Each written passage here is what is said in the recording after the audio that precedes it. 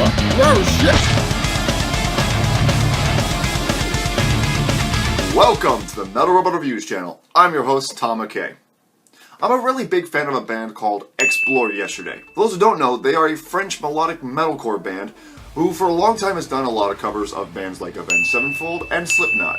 Why do I bring that up? Because one of their original songs, One Last Stand, featured a vocalist known as Shotter, who did some vocal work for the verses, and I gotta tell you, he killed it on it. Seriously, if you get the chance, look it up. The other reason is because last year, the ex-White guitarist JL, I'm still not going to try to pronounce your last name because I really like your guitar skills, will be filling the shoes of the guitarist for Shotter's band, Dagoba, a four-piece groove metal band that has been around since '97 but didn't release anything until 2002. They, of course, hail from the land of beautiful accents, a magic tower that has magic lighting powers, and also is a country that's so well loved that even the Nazis wanted to stay there for 4 years. Is that too soon? Too soon?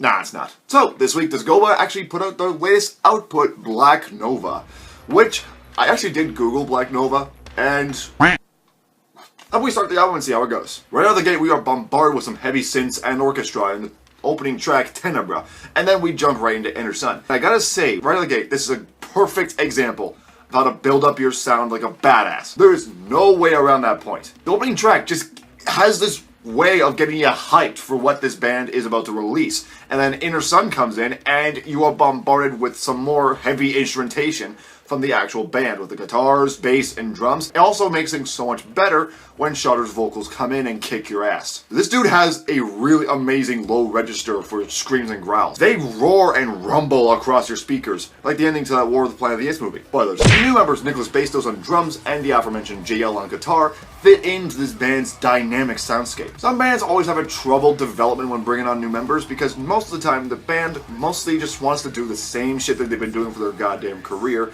And if you're new, you better nut up or shut up because right now you are in my bed and you are better fucking do my shit. You hear me? You hear me? But here, Nicholas and JL realize they're in Dagoba, so they gotta play Dagoba's sound. But they do seem to sprinkle in some of the elements from all the older works. JL, as far as I can tell, is still with XY, so you will be able to get a little bit of elements from My War sprinkled in with Dagoba. But I digress. Also, Shotter's clean vocals are actually really good. They're not as good as his growls and screams, but they do a great job of servicing the music well when melody is required. The awesomeness also continues on tracks like Stone Ocean, The Great Emptiness, and Fire Dies, where all four members are giving it their all every step of the way. Oh, and did I mention how well brought in the synth and orchestra work is? One of the main things that this band likes to do is incorporate a lot of keyboard work and atmospheric building tools to be able to set a certain atmosphere, to build a sort of world for the music to live in. And overall, they make the experience a lot more interesting, intense, and also haunting in certain places. Seriously, they may not appear often,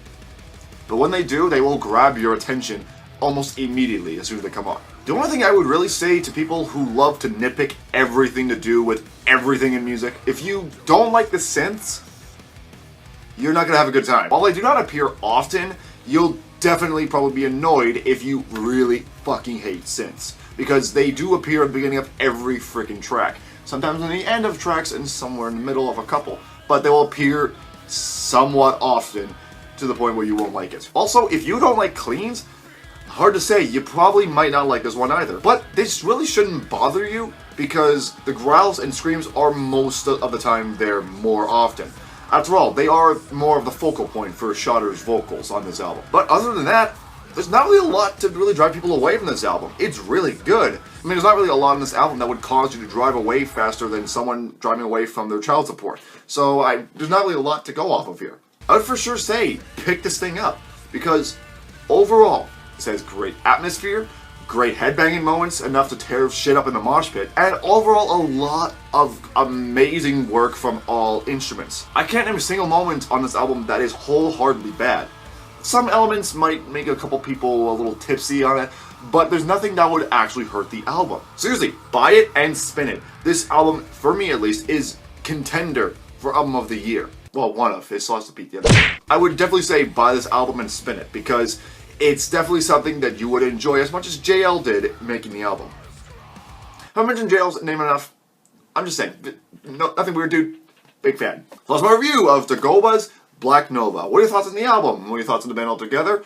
Let me know in the comments below, and be sure to let Senpai know that I'm keeping my eye out. Well, that's it. Thank you guys so much for watching. If you guys liked the video, hit the like button. If you're new here, hit the subscribe button, and I'll see you guys in the mosh pit next time. Have a good night, everyone.